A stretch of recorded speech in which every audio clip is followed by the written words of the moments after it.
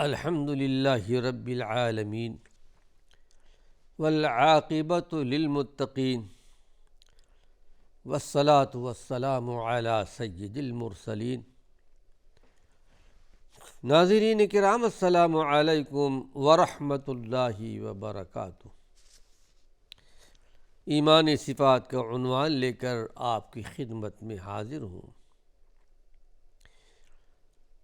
ایمانی صفات کا ایک اہم عنوان رحم دلی ہے، جس کے اندر قلبی شقاوت نہ ہو، قلبی سختی نہ ہو، بے رحمی نہ ہو۔ ایک حدیث بیان کر رہا تھا کہ اللہ رب العالمین سخی کے قریب ہوتا ہے، لوگوں کے قریب ہوتا ہے، جنت کے قریب ہوتا ہے، جہنم سے دور ہوتا ہے۔ اور اسی طرح جو بخیل ہوتا ہے، بخالت سے کام لیتا ہے، اللہ نے دولت دی ہے، ثروت دی ہے، سرمایہ دیا ہے، اللہ کے راستے میں دیتا نہیں ہے، نہ مساکین کو دیتا ہے، نہ ایتام کو دیتا ہے، یتیموں کو دیتا ہے، درہم و دینار جمع کر کے رکھتا ہے۔ یہ حقیقت میں بے رحمی کی ثبوت ہے۔ اور کسی کے اندر بے رحمی ہو، ناظرین کرام، اس کی زندگی پر کیا اثر ہوگا، اس کا انجام کیا ہوگا، ہمارے نبی نے سب کچھ بتا دیا ہے، سمجھا دیا ہے کہ بخل کرنے والا، کنجوسی کرنے والا، البخیل بعید من اللہ، جو بخیل اللہ کے راستے میں خرچ نہیں کرتا، دوسروں کے کام نہیں آتا، یہ اللہ رب العالمین سے دور ہے، اللہ کی رحمت سے دور ہے، اللہ کی برکت سے دور ہے۔ اللہ کا رحم و کرم اس پر نازل نہیں ہوتا۔ بظاہر وہ دولت میں پڑ رہا ہو، ثروت میں پڑ رہا ہو، لیکن حقیقت میں اللہ سے بہت دور ہے۔ بعید من الناس، اور لوگوں سے بھی دور ہوتا ہے۔ پتہ چلتا ہے لوگوں کو یہ آدمی بڑا بخیل ہے، اس کے پاس سائل آتے ہیں، ایتام آتے ہیں، مساکین آتے ہیں، ضرورت مند آتے ہیں، لیکن اللہ کے راستے میں دیتا نہیں ہے۔ لوگ سخاوت کرنے والوں کے بارے میں بھی جان لیتے ہیں، بخیلی کرنے والوں کو بھی جان لیتے ہیں، تو لوگوں کے دلوں میں کوئی وقعت نہیں ہوتی ایسے آدمی کی جو بخیل ہوتا ہے۔ بعید من الناس، لوگوں سے بھی دور ہوتا ہے کہ جاؤ چھوڑو، یہ تو بڑا بخیل ہے، وہ نیک نام نہیں ہوتا۔ بعید من الجنہ، اور اسی طرح جنت سے بھی دور ہوتا ہے، جنت سے قریب نہیں ہوتا۔ کتنی بڑی بدبختی، کتنی بڑی نصیبی ہے ناظرین کرام۔ بخالت، کنجوسی، اللہ کی رحمتوں سے دور، لوگوں کے نظروں سے دور، اور یہ کہ جنت سے بھی دور، اور قریب من النار، جہنم سے قریب ہوتا ہے، جہنم سے قریب ہو جاتا ہے، جہنم میں داخل ہونے کا سبب بن جاتا ہے۔ پھر ایک اہم بات اللہ کے پیارے پیغمبر نے بیان فرمائی جو سمجھنے کی ہے، وَلَجَاهِلٌ سَخِيٌّ أَحَبُّ إِلَى اللَّهِ مِنْ عَابِدٍ بَخِيلٍ۔ کتنی پیاری حدیث ہے کہ اللہ کے نبی نے ارشاد فرمایا کہ ایک جاہل آدمی جو دین کا زیادہ علم نہیں رکھتا، ٹھیک ہے نماز پڑھتا ہے، روزے رکھتا ہے، زکوٰۃ دیتا ہے، اسلامی فریضے کی ادائیگی میں کوتاہی نہیں کرتا، سخی، اور اس کے ساتھ ساتھ وہ سخی بھی ہے، اس کے پاس زیادہ علم نہیں ہے، لیکن سخی اللہ کے راستے میں دیتا ہے۔ احب الی اللہ من عابد بخیل، یہ اللہ کے نزدیک بہت زیادہ محبوب ہے، بہت زیادہ پسندیدہ ہے۔ یہ جاہل آدمی جس کے پاس زیادہ علم نہیں لیکن سخی ہے، یہ آدمی اللہ کے نزدیک زیادہ محبوب ہے من عابد بخیل، جو عابد ہو اور بخیل ہو، بڑی لمبی لمبی نمازیں پڑھتا ہے، قیام اللیل بھی کرتا ہے، اور ساتھ ساتھ روزے بھی رکھتا ہے، اذکار بھی پڑھتا ہے۔ ٹھیک ہے، اس کی یہ نیکیاں ہیں، لیکن اللہ کے نزدیک وہ زیادہ محبوب ہے جس کے پاس علم کم ہے لیکن اللہ کی راہ میں سخاوت کرتا ہے، اللہ کے راستے میں دیتا ہے۔ کاش یہ بات ہمارے اور آپ کے سمجھ میں آ جاتی۔ حضرت عائشہ صدیقہ رضی اللہ عنہا، جن کو اللہ نے علم و عمل میں، تقوی طہارت میں بڑا درجہ، بڑا مقام دیا تھا، آپ کے پاس کوئی سائل آتا، آپ اس کو واپس نہیں کرتی تھی، جو بھی ہوتا تھوڑے سے تھوڑا دے دیا کرتی تھی۔ ایک مرتبہ سائل آیا، آپ کے گھر میں کچھ بھی نہیں تھا، انگور کا ایک دانہ، ایک حبہ تھا، وہی سائل کے حوالے کر دیا۔ حضرت عبداللہ بن زبیر کا زمانہ، جو ان کے بھانجے تھے، صدیق اکبر کے نواسے تھے، اپنی خلافت کے زمانے میں بہت کچھ دیا کرتے تھے، ان کو سالانہ وظیفہ بھیجتے تھے۔ ایک مرتبہ 1,00,000 درہم و دینار بھیج دیا اپنے امی جان کے لیے، خالہ جان کے لیے، سارا کا سارا اللہ کے راستے میں دے دیا۔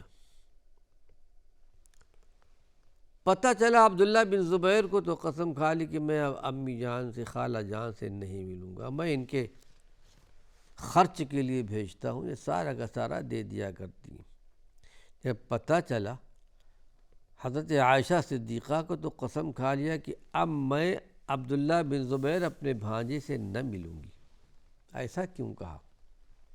جب پتہ چلا عبداللہ بن زبیر کو، ان کو افسوس ہوا کہ خالہ جان ناراض ہیں، آئے ملاقات کے لیے، معافی مانگی کہ مجھ سے غلطی ہو گئی جو میں نے یہ کہہ دیا تھا۔ حضرت عائشہ صدیقہ کو وہ حدیث یاد آ گئی کہ اللہ کے پیارے پیغمبر نے ارشاد فرمایا تھا، 3 دن سے زیادہ کسی سے سلام کلام بند نہیں رکھنا۔ بہت روئی، بہت روئی، یہاں تک کہ پھر 40 غلام آزاد کیے تھے اس سلسلے میں، اور جب بھی یاد آتی تھی یہ بات، زار و قطار روتی تھی کہ مجھ سے غلطی ہو گئی، دوپٹہ آپ کا آنسوں سے تر ہو جاتا تھا۔ یہ اللہ کے نیک بندوں کی نشانی تھی۔ بہرحال اللہ کے راستے میں خرچ کرنا چاہیے۔ رب ذوالجلال ہم سب کو سخاوت اور اللہ کے راستے میں خرچ کرنے کی توفیق دے، بخالت سے محفوظ رکھے۔ آئیے ایک حدیث اور آپ کے سامنے پیش کر رہا ہوں۔ یہ روایت بھی ابو ہریرہ کی روایت ہے، جس کو امام بخاری رحمۃ اللہ علیہ نے اور امام مسلم رحمۃ اللہ علیہ نے نقل کیا ہے۔ بخاری مسلم کی روایت ہے، جس کو حدیث کی اصطلاح میں صحیحین کہتے ہیں۔ حدیث کی 2 صحیح کتابیں، یعنی زیادہ صحیح کتابیں، ایسا نہیں کہ جو حدیث بخاری مسلم کے اندر وہی صحیح ہو۔ امام بخاری رحمۃ اللہ علیہ نے ایک مقام پر لکھا ہے، میرا یہ دعویٰ نہیں کہ ساری صحیح حدیث اپنے بخاری میں نقل کر دوں، بلکہ میرا یہ دعویٰ ہے میری کتاب میں بخاری شریف میں جو حدیث ہے ٹکسالی ہے، بالکل صحیح ہے۔ اور بھی حدیث آپ کی اور بھی کتابیں ہیں، الادب المفرد کسی شرح آپ کسی شارجہ ٹیلی ویژن سے نشر ہوئی ہے۔ روایت کرتے ہیں کہ قال اللہ تعالی، اللہ رب العالمین فرماتا ہے، یہ حدیث قدسی ہے۔ ایک تو اللہ کے پیارے پیغمبر خود اپنے زبان سے بیان فرمائے، وہ بھی اللہ کی طرف سے ہوتی تھی۔ ایک ایسی بات جس کو اللہ رب العالمین آپ کے قلب اطہر پر اتارتا تھا، نازل کرتا تھا، بغیر جبریل کے واسطے کے، وہ احادیث قدسیہ کہلاتی ہیں۔ قال اللہ تعالی، اللہ رب العالمین نے فرمایا کہ انفق علیک، اور ایک روایت میں کہ یبن آدم، اے بنی آدم تو خرچ کر، تجھ پر خرچ کیا جائے گا۔ انفق علیک، میں تم پر خرچ کروں گا، تم اللہ کے راستے میں دو، یتیموں کے لیے، مساکین کے لیے، ضرورت مندوں کے لیے، حاجت مندوں کے لیے تم دو، میں دینے والا ہوں۔ اس لیے کہ وَلِلَّهِ خَزَائِنُ السَّمَاوَاتِ وَالْأَرْضِ، آسمان و زمین کے سارے خزانے تو اللہ ہی کے پاس ہیں، جس کو جتنا چاہے نواز دے، جتنا چاہے دے دے، اسے کوئی روکنے والا، کوئی ٹوکنے والا نہیں ہے۔ اللہ رب العالمین تو فرماتا ہے، من ذا الذی یقرض اللہ قرضا حسنا، کون ہے جو اللہ کو قرض حسن دے؟ ان تقرض اللہ قرضا حسنا، یا شرط ہے اگر تم اللہ کے راستے میں قرض حسن دو گے، اللہ ہمارا محتاج نہیں ہے، وہ ہم سے مال نہیں مانگتا، اللہ کے بندوں کو دو، اللہ کے بندوں کا خیال رکھو، سخاوت سے کام لو۔ یہ گویا تم اللہ کے راستے میں قرض دے رہے ہو، اس کا کل حشر کے میدان میں، قیامت کے میدان میں نیکیوں کی شکل میں تم کو ملے گا۔ پھر حدیث شریف میں یہ بات بھی آتی ہے، جب کوئی بندہ اللہ کے راستے میں صدقہ کرتا ہے، دیتا ہے، پروردگار عالم اس کو یتقلبھا، اس کو ہاتھ میں لے کر کے الٹتا ہے، پلٹتا ہے، پرورش کرتا ہے۔ ایک حبہ ہو، ایک دینار ہو، قیامت کے دن حشر کے میدان میں ایک بڑے پہاڑ کی شکل میں نیکی بن کر کے آئے گا۔ یہ کتنا بڑا درجہ، کتنا بڑا مقام ہے۔ ان تقرض اللہ قرضا حسنا، اگر تم اللہ کو قرض دو گے، اللہ کے راستے میں خرچ کرو گے، اللہ تم کو دگنا در دگنا عطا فرمائے گا۔ قرآن حکیم میں کئی مقام پر اس قسم کی آیات موجود ہیں۔ وما انفقتم من شیء فهو یخلفہ، جو بھی تم اللہ کے راستے میں خرچ کرو گے وہ تمہیں قیامت کے دن ملے گا۔ پھر اللہ کے پیارے پیغمبر نے ایک موقع پہ ارشاد فرمایا، یقول ابن آدم مالی مالی، بندہ کہتا ہے یہ میرا مال ہے، یہ میری دولت ہے، یہ میرا سرمایہ ہے، یہ پراپرٹی ہے، یہ جائیداد ہے، گناتا ہے۔ لیکن فرمایا یقول ابن آدم مالی مالی حل لک من مالک الا ما اکلت، لیکن بندے، اللہ آپ نے فرمایا کہ تمہارا مال تو صرف اتنا ہے جتنا کہ تم نے کھا لیا ہے، تمہارے کام آ گیا۔ یعنی جو کھا لیا، او لبست فابلیت، یا پہن کر بوسیدہ کر دیا، کپڑے پہن لیے، دو بات ہو گئی۔ او تصدقت فابقیت، یا اللہ کے راستے میں صدقہ کر دیا، سخاوت سے کام لیا، یتیموں پر خرچ کر دیا، مساکین پر خرچ کر دیا، ضرورت مندوں پر خرچ کر دیا، یہ تم نے آخرت کے لیے باقی رکھا۔ اس کے علاوہ جو کچھ تم نے مال چھوڑا ہے وہ تمہارا نہیں ہے، تمہارے بعد والوں کے لیے تم نے چھوڑا ہے۔ رب ذوالجلال ہمیں سمجھنے کی توفیق نصیب فرمائے۔ انفاق فی سبیل اللہ پر قرآن حکیم کی بہت سی آیات ہیں اور احادیث کے اندر بھی اس کی بڑی فضیلت آئی ہے۔ نہ خرچ کرنے والوں کے لیے وعید آئی ہے۔ پر اس حدیث کا مطلب یہ ہے کہ اللہ رب العالمین کا یہ ازلی منشور ہے، اس کا طریقہ ہے۔ جو بندے اپنی کمائی اور اپنی محنت دوسرے ضرورت مندوں پر خرچ کرتے رہیں گے، وہ پروردگار عالم خزانہ غیب سے ان کو برابر دیتا رہے گا، خزانہ غیب سے دیتا ہے۔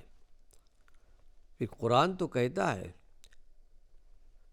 وَمَن يَتَوَكَّلْ عَلَى اللَّهِ فَهُوَ حَسْبُهُ، جو اللہ پر توکل کر لیتا ہے اللہ اس کے لیے کافی ہوتا ہے۔ پھر کہ وَيَرْزُقْهُ مِنْ حَيْثُ لَا يَحْتَسِبُ، ایسے مقام سے روزی دیتا ہے جہاں سے اس کا وہم و گمان بھی نہیں ہوتا، مجھے یہ روزی کہاں سے ملے گی۔ اور اللہ رب العالمین خزانہ غیب سے ان کو دیتا ہے اور فقر و فاقہ سے ہمیشہ ان کو محفوظ بھی رکھتا ہے۔ آئیے ایک حدیث اور آپ کے سامنے پیش کر رہا ہوں، یہ بھی بخاری مسلم کی روایت ہے۔ روایت کرنے والے حضرت جابر بن عبداللہ رضی اللہ عنہ ہیں۔